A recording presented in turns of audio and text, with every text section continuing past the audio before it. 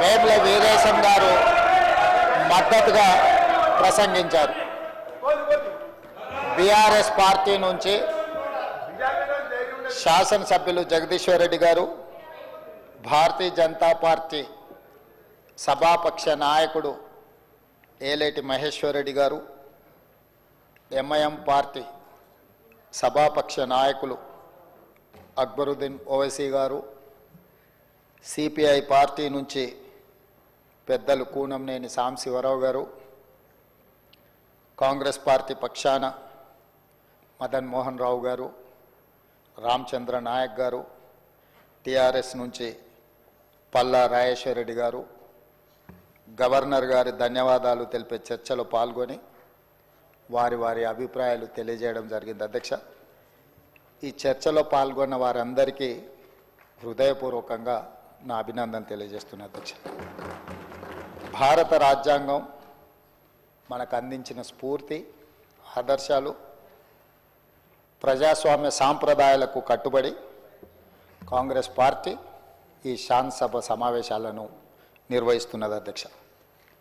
అధ్యక్ష, ఒకసారి తెలంగాణ రాష్ట్రం ఏర్పడ్డ తర్వాత గత ప్రభుత్వాల యొక్క వ్యవహార శైలిని ప్రజాస్వామ్యం పట్ల డాక్టర్ బాబాసాహెబ్ అంబేద్కర్ గారు అందించిన మన భారత రాజ్యాంగాన్ని మనందరం ఇదే బైబిల్గా, ఖురాన్గా, భగవద్గీతగా ఒక గొప్ప ప్రపంచ దేశాలతో పోటీపడి ముందుకు నడిపించే ప్రజాస్వామ్య దేశంగా పరిణమిల్లడానికి భారత రాజ్యాంగం ఉపయోగపడ్డది. ఈ భారత రాజ్యాంగ స్ఫూర్తితోనే మన వ్యవస్థలన్నీ కూడా ఏర్పడ్డాయి. అలాంటి వ్యవస్థల్ని గౌరవించాల్సిన బాధ్యత ప్రజల చేత ఎన్నుకోబడ్డ ప్రజాప్రతినిధులది, ప్రభుత్వాలది. కానీ గత ప్రభుత్వం, ఈ సందర్భంగా నేను గుర్తు చేయదలుచుకున్న అధ్యక్ష తమరి ద్వారా తెలంగాణ ప్రజలకు 2022 బడ్జెట్ సమావేశాల సందర్భంగా గవర్నర్ గారి ప్రసంగం లేకుండానే బడ్జెట్ సమావేశాలను ప్రారంభించడం జరిగింది. అదేవిధంగా 2023 బడ్జెట్ సమావేశాల సందర్భంగా గవర్నర్ గారి ప్రసంగం లేకుండానే సమావేశాలను నిర్వహించాలని ఆలోచన చేస్తే ఆ రోజు కోర్టు కొంత కఠినంగా సూచన చేయడంతో విధిలేని పరిస్థితిలో గవర్నర్ గారి ప్రసంగాన్ని ఈ ఉభయ సభలను ఉద్దేశించి ప్రసంగించడానికి గత ప్రభుత్వం అనుమతి ఇచ్చింది. ఇది దురదృష్టకరం అధ్యక్ష. ప్రజాస్వామ్యము, ఈ ప్రభుత్వాలు ఏ ఒక్క వ్యక్తుల యొక్క సొంత ఆస్తి కాదు అధ్యక్ష. ఇది మన పెద్దలు, మన పూర్వీకులు మనకు వారసత్వ సంపదగా ఇచ్చి ఈ సాంప్రదాయాలను ఇంకా బలపరిచి బలోపేతం చేసి ప్రజాస్వామ్యం వేళ్ళు ఉనుకునే విధంగా ముందుకు తీసుకెళ్లాలని ఎంతో విశ్వాసంతో ప్రజలు మనకి అవకాశం ఇచ్చారు.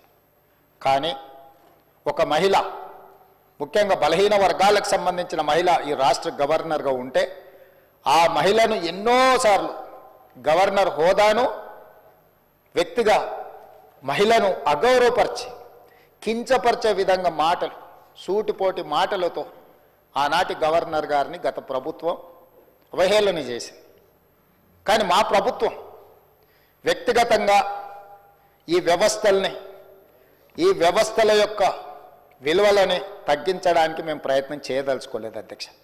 అందుకే మా ప్రభుత్వం ఏర్పడ్డ తర్వాత రాజ్యాంగబద్ధ సంస్థలైన కేంద్ర ప్రభుత్వం కావచ్చు, లేకపోతే గవర్నర్, అదేవిధంగా న్యాయ వ్యవస్థలు కావచ్చు, ఎన్నికల వ్యవస్థలు కావచ్చు, వీటన్నిటితో సత్సంబంధాలను ఏర్పాటు చేసుకొని ఆ వ్యవస్థల్ని, సంస్థల్ని గౌరవించుకుంటూనే తెలంగాణ రాష్ట్ర ప్రభుత్వాన్ని ముందుకు నడిపించే ప్రయత్నం చేస్తున్నాం.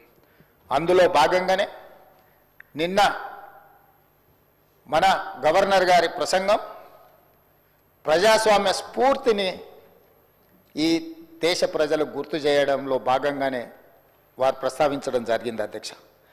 అదేవిధంగా అధ్యక్ష, నేను మిత్రులు శాసనసభ్యులని మేము 6 సార్లు ఎన్నికైనాం, 7 సార్లు ఎన్నికైనామని, 10 ఏళ్ళు మంత్రులుగా చేసినామని, 10 ఏళ్ళు తెలంగాణ ఉద్యమం చేసినామని గొప్పలు చెప్పుకునే వాళ్ళు అక్కడ మీడియా సెంటర్లో మాట్లాడుతూ ఇది కాంగ్రెస్ పార్టీ ఎన్నికల మేనిఫెస్టో లాగానే ఉంది, గాంధీ భవన్లో తయారు చేసిన ప్రసంగం లాగానే ఉంది. ఇది కాంగ్రెస్ పార్టీ ఆలోచన విధానానికి ఉంది. మేము తప్పు పడుతున్నామని వాళ్ళు మాట్లాడినారు అధ్యక్ష. నిజంగా నాకు ఆశ్చర్యం కలిగించింది అధ్యక్ష. 10 సంవత్సరాలు ప్రభుత్వాన్ని నడిపి 10 సంవత్సరాలు కేంద్రంలో రాష్ట్రంలో అదేవిధంగా ఉమ్మడి రాష్ట్రంలో మంత్రులుగా చేసిన పార్టీ అధ్యక్షతన ఆ నాయకుడు అధ్యక్షత నడుస్తున్న పార్టీ, ఆయన మంత్రివర్గంలో పనిచేసిన శాసనసభ్యులు ఈ రకంగా మాట్లాడడం నాకు ఆశ్చర్యాన్ని కలిగించింది. ఎందుకంటే అజ్ఞానమే గొప్ప విజ్ఞానం అనుకుంటున్నట్టున్నారు, తెలివి తక్కువతనమే తమ గొప్పతనంగా అనుకుంటున్నట్టున్నారు.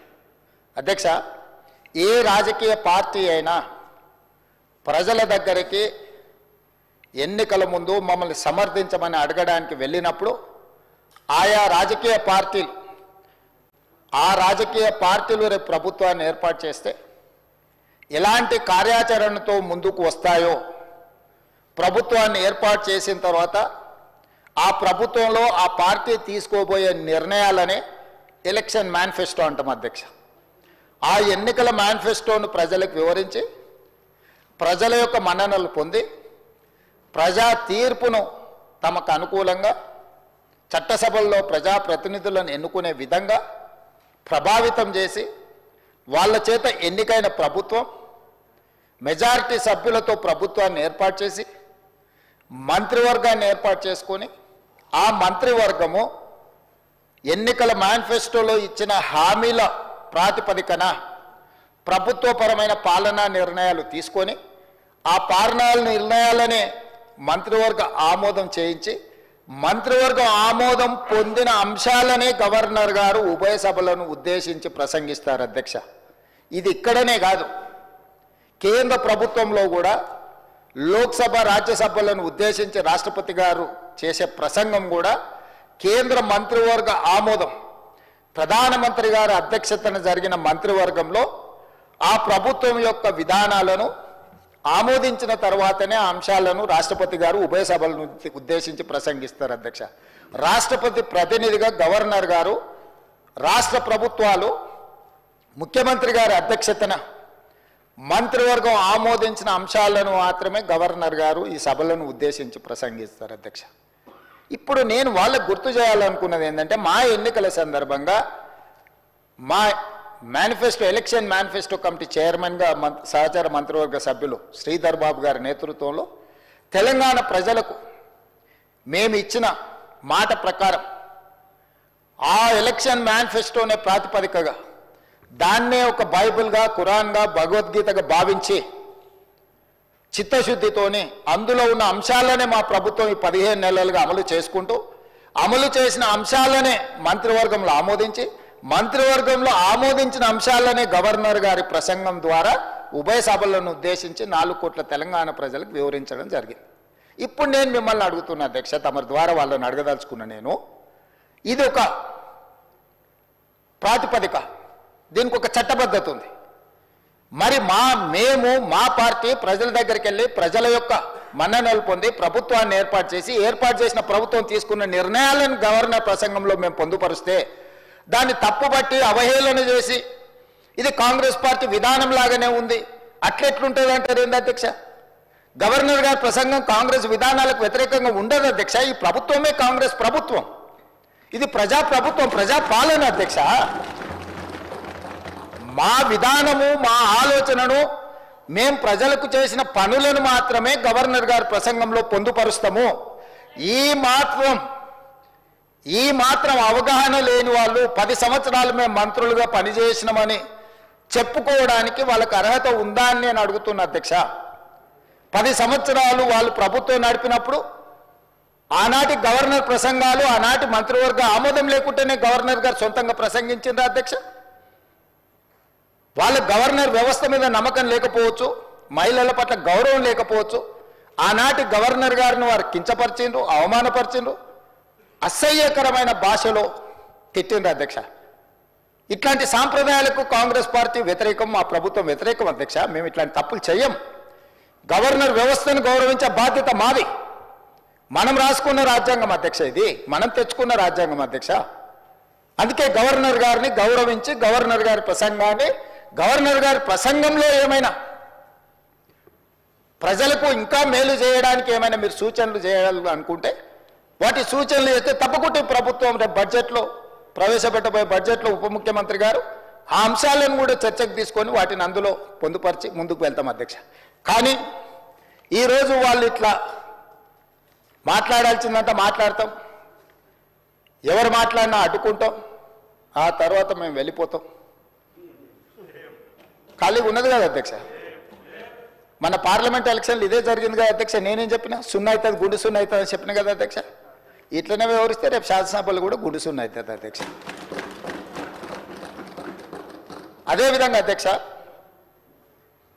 ప్రజల సంక్షేమం ప్రజా శ్రేయస్సు కోసం మేము పరితపిస్తూ ఉన్నది ఉన్నట్టుగా కళ్ళకు కట్టినట్టుగా చెప్పాలనేది నా తాపత్రయం అధ్యక్ష. అబద్ధాల ప్రాతిపదికన ప్రజల్ని మభ్యపెట్టి ప్రతిపక్షాలను లేకపోతే వాళ్ళ మీద ఆధిపత్యం చెలాయించి వాళ్ళ గొంతు నొక్కి ప్రభుత్వాన్ని మేము నడపాలని అనుకుంటలేము అధ్యక్ష. అందుకే తెలంగాణ రాష్ట్రం దేశంలోనే సమున్నతంగా అన్ని రంగాలలో నిలబెట్టాలనే తాపత్రయంలో మా మంత్రివర్గ సహచరులు తమరు ఈ వ్యవస్థలన్నీ కూడా మా ప్రభుత్వ అధికారులు కూడా సంపూర్ణంగా సహకరించబట్టి చాలా విజయాలు సాధించినాం. ఇంకా సాధించాల్సినవి ఉన్నాయి. ఈ అంశాలకు సంబంధించి ఈరోజు మనం చర్చించుకుంటున్నాం. గవర్నర్ గారు లేవనెత్తిన అంశాలతో పాటు అదేవిధంగా ప్రభుత్వంలో ఇప్పుడు ఈ జరిగిన 15 నెలల పరిపాలన మీద ప్రతిపక్ష సభ్యులు పల్లా రాజేశ్వర రెడ్డి గారు కావచ్చు, జగదీశ్వర్ రెడ్డి గారు కావచ్చు, మహేశ్వర్ రెడ్డి గారు కావచ్చు, లేకపోతే కూనంనేని సాంబశివరావు గారు కావచ్చు, అక్బరుద్దీన్ ఓవైసీ గారు కావచ్చు, మిత్రులు రామచంద్ర నాయక్, ఆది శ్రీనివాస్ గారు, వేముల వీరేశం గారు కావచ్చు, ప్రస్తావించిన అంశాలను అన్నిటిని కూడా దృష్టిలో పెట్టుకుంటాం అధ్యక్ష. ఎందుకంటే ప్రజల శ్రేయస్సు కోసం ప్రజలకు మేలు జరగాలన్నదే మా ఆలోచన. కాబట్టి ఎవరు ఏమాత్రం తెలంగాణ సమాజానికి ఉపయోగపడే సూచనలు చేసినా వాటన్నిటినీ తీసుకోవడానికి మాకు ఎలాంటి అభ్యంతరం లేదు అధ్యక్ష. ఈ తెలంగాణ ఏళ్ళకేళ్లకు పోరాడిన తెలంగాణ చరిత్ర అధ్యక్ష. అణిచివేతను అహంకారాన్ని ధిక్కరించి ఎదిరించే ఉద్యమ పునాదులున్న ప్రాంతం తెలంగాణ ప్రాంతం అధ్యక్ష. 10 ఏళ్ల విధ్వంసం నియంతృత్వ పోకడల నుంచి తెలంగాణ 4 కోట్ల మంది ప్రజలు మార్పును కోరుకొని ఈరోజు ఈ ప్రభుత్వాన్ని ఏర్పాటు చేయడం అధ్యక్ష. అందుకే ఈరోజు మేము ఇక్కడ ఉన్నాం అధ్యక్ష. ప్రజలు మార్పు కోరుకున్నారు, ప్రజాస్వామిక విలువలను పెంపొందించాలని ప్రజలు ఆశించారు.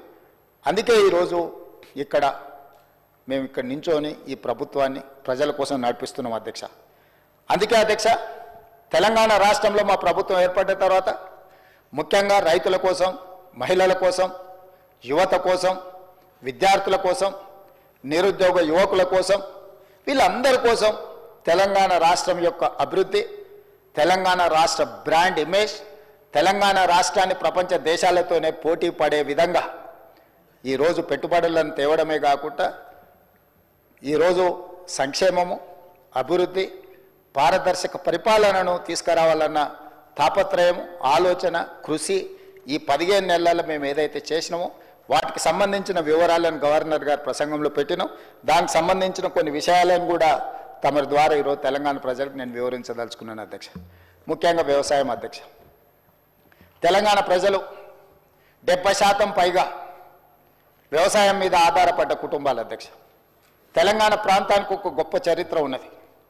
పెద్దలు దామోదర రాజనరసింహ గారు లేకపోతే మా బట్టి విక్రమార్క గారు వివిధ సందర్భాలలో తెలంగాణ ప్రజలకు భూమితో ఉన్న బంధం, భూమితో ఉన్న అనుబంధం, ఈ భూమే సర్వం, తెలంగాణ సమాజంలో పోరాటాలు, నేల కొరిగిన వీరులు చిందించిన రక్తం, ఈ భూమి కోసము, భుక్తి కోసం, విముక్తి కోసమే పోరాటాలు జరిగినాయి అధ్యక్ష.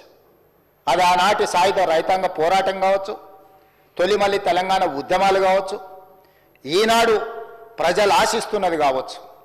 భూమే మన ఆత్మగౌరవం. అమ్మ ఎంతనో భూమాత అంతనే. గ్రామంలో మన యొక్క గౌరవం, మన గుర్తింపు, మన భూమి. ఆ భూమిని నమ్ముకొని వ్యవసాయంలోనే పుట్టి, వ్యవసాయంలోనే పెరిగి, వ్యవసాయంలోనే చనిపోతున్న మన కుటుంబాలను ఆదుకోవాలన్న బాధ్యత మా ప్రభుత్వం మొట్టమొదటిగా తీసుకున్నది అధ్యక్ష. అందుకే ఎన్నికల సమయంలో 2 లక్షల రూపాయల వరకు రైతులను రుణ విముక్తులను చేసి మీరు ఎక్కడైనా చూడండి అధ్యక్ష ఆత్మహత్యల్ని.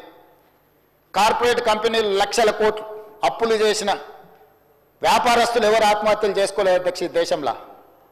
కానీ రైతు 20,000 50,000 లక్ష 2 లక్షలు అప్పు చేస్తే అప్పులవాడు ఇంటి ముందుకు వచ్చి నిలబడితే ఆ ఆత్మ గౌరవాన్ని చంపుకోలేక అప్పులవాడు ఇంటి ముందు నిలబడితే తలెత్తుకొని అబద్ధాలు చెప్పలేక ఈనాడు నా రైతాంగం ఆత్మహత్యలకు పాల్పడుతున్నారు అధ్యక్ష.